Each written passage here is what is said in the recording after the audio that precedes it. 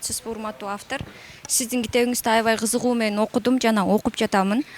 Бизде акыл эмгеги маданияты сабагында ар бир китепти бир мугалимдин берген маалыматын анализдеп талдоону үйрөткөн ТС квадрат формуласы бар да. Азыр ошону да сунуштап, анан бир үлгүсүн көрсөтүп кетейин. Биз автордун китебиндеги айтылган ой толгоолорго тастыктоо айталы, төгүнгө чыгаралы, эгер фактыбыз бар болсо суроо берели түшүнбөй калган жерибизди, же болбосо сунуш айталы. Анан мен тастыктоо иретинде китептен мага макул келген ойлор ээрчиме ой жүгүртүүнүн кооптуулугун түшүндүрүпсүз да. Ага бир эле мисал, ушул өзүңүздүн китебиңизди мисал кылып айтайын. Ушул китепти окуп атабыз, окугула деп бөлүшкөн чакта эле бир нече комментарийлер кетти да. Аалымдар айтты, окубагыла адашып калат экенсиңер депчи. Сиз өзүңүз окудуңузбу деген суроо менен кайрылсаң, жок мен окуган жокмун, сен да окуба адашып каласың депчи. Бул уже ээрчиме ой жүгүртүүнүн кооптуулугунун далили. Ал адам өзүнүн акылын колдонуп окубай жатат да. Андан кийингиси жекелик ибадаттар менен чектелбей коомдук мааниге ээ ибадаттарга да көңүл бургула деген чакырык таштаптырсыз. Өзгөчө мага мугалимдердин мыкты сабак өткөнү өзү бир ибадат экенин тастыктаптырсыз да. Бунун номер 3 эксперименталдык гимназияда Гапыр Мадаминов агайыбыз коллективге ар дайым эскертчү биздин мугалимдерибизге. Ар бир сабакка намазга даярдангандай ыкластуулук менен даярданып киргиле деп. Ушул сөздүн тастыктамасын сиздин китептен алып сүйүнүп кеттим. Демек мен өзүм англис тилчи мугалиммин. Эгер мен сабагымды ар бир балага жеткиликтүү кылып өтүп бере алсам, мен өзүм бир ибадат кылып аткан турбаймынбы? Кандай жакшы. Мугалимдерди сапаттуу билим берүүгө үгүттөйт да бул өзү эле.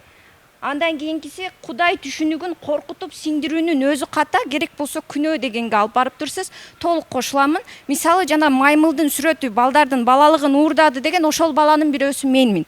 Ошол дисктер айылдарга тарап кеткен болчу. Бир учун угуп калганбыз, анан ата энем мындай дисктерди укпагыла деп алып салган да. Бирок жанагы коркуу калып кеткен.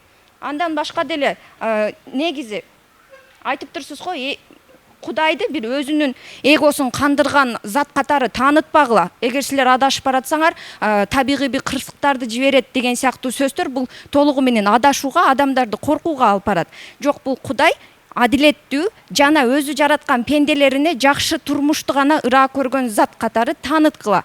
Ушул жерин мен тастыктайт элем да. Ошондо биз ислам динин сүйүү менен, каалоо менен терең казып үйрөнөбүз. Чындап эле бул илимдүүлөрдүн жана билимдүүлөрдүн дини. Андан кийинкиси ата энелерге баланын муктаждыгын тизмектеп жазып берип турсуз го, адашпасам 6 же 7 муктаждыгы.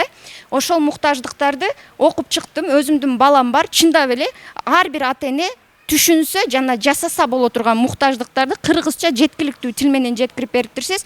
Менин сунушум, автор китепти жазды. Автор өзүнүн ишин бүтүрдү да, чоң ополтодо ишин бүтүрдү. Эми бул китепти окугандардын милдети, эгер чындап пайдалуу болсо, аны элге жайылтуу. Азыр биз Кыргызстандын билбейм 0,001% эле адамдар ушул жерде отурабыз да.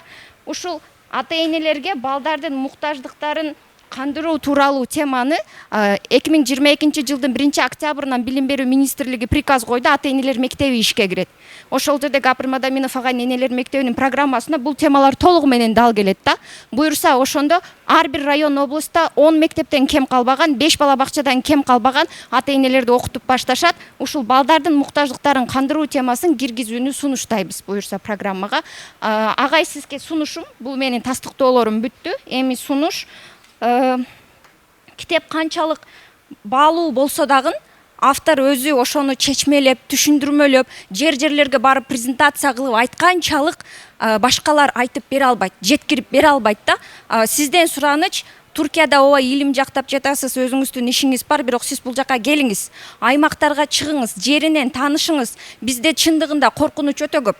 Ислам илимдүү билимдүүлөрүнүн дини эме эле сабатсыздардын, жогорку окуу жайда билим ала албай калгандардын дини сыяктуу преподносят нам. Ошолордун айтканы туура, вот ошолорду укпасаң сен капырсың деген жерге чейин жетип баратышат да. Бул өтө коомдук деңгээлдеги чоң маселе. Аны болсо сиздей алымдар, сиздей китеп жазган, далилдей алган адамдар жеринен барып айтыш керек да. Бирок сиздин мисалы китептериңизде мындай пикирлерди да айтып атышат да, ал сыртта турат, айта берет да депчи. Ошон үчүн сиз өзүңүз келип, жеринен элдер менен жолугуп, тастыктап, ынандырып, түшүндүрүшүңүз керек. Бул менин сунушум сизге. Андан кийинкиси суроо. Бул китепти жазып чыгарар астында кандайдыр бир коркуу же чочулоо болдубу? элдин түшүнүк деңгээли балким ошого жетпегендир деген сыяктуучу ушул суроо менен жыйынтыктайын.